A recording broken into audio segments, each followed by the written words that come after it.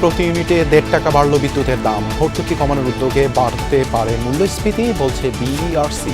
June থেকে কার্যকর। এখানে যেটা বাড়িয়েছে এটা 19.85 বাড়িয়েছে। একই সঙ্গে যে আমরা যদি স্ল্যাব দেখি, আমরা যেখানে লাইফ লাইন সেখানে বাড়িয়েছে আমরা সবচেয়ে কম।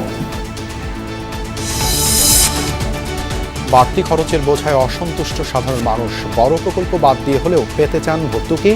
জনবিরোধী সিদ্ধান্ত, বলছে বিরোধী দল।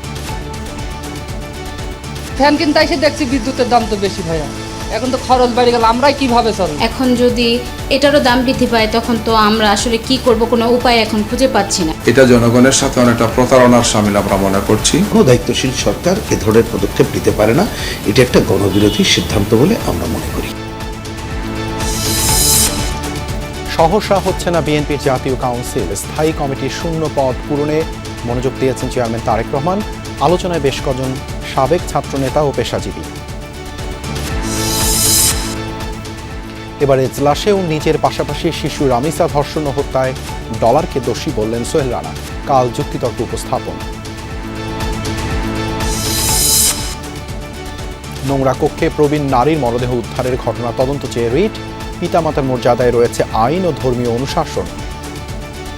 প্রাণের আয়াতের মধ্যে এসেছে, তোমরা মা বাবার সাথে এরকম ওই শব্দটা করো না যেটা মা বাবার কষ্ট হয়। এটা মনে হচ্ছে যে হয়তো উনি কোনো রকমের জটিল মানসিক রোগে ভুগছিল।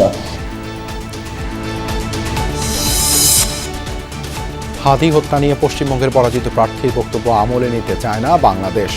সীমান্তে মাইন বিস্ফোরণের ঘটনায় মিয়ানমারের সাথে কথা বলবে সরকার।